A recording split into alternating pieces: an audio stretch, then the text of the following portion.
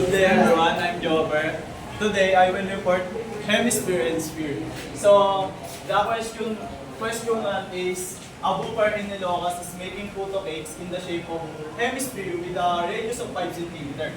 He wants to know the total surface area of the photo cake to decide how much floor base mixture he needs to cover the entire cake, including the flat circular base. What is the total surface area of single puto?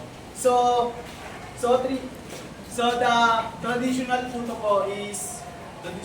ko yung ibabaw po nun is curved surface po, tas yung ilalim po is flat surface. Bali po, kaya po siya, may magtatanong po ba bakit ganito yung formula? Bakit? So, sasagutin ko po bakit po siya. Bali po yung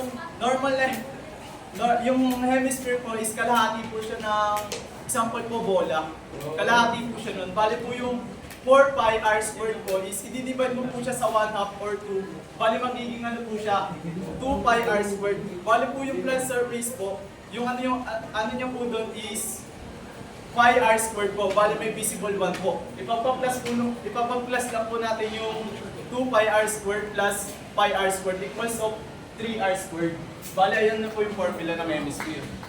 Bali po ang unang ginawa ko sa solution ko is 3 pi r squared, 5 cm squared. I-divide mo po yung 5 sa sarili niya. 5 times 5 equals of 25. Bali po magiging, ang resulta po nun is yung 25. Bali po yung 3 pi, ita-times po siya sa 25. Bali po 75. 75 5 cm squared. Ayun po yung answer sa number 9. Let's proceed to the number 10. A street food vendor in Manila uses spherical bowls for serving arroz caldo.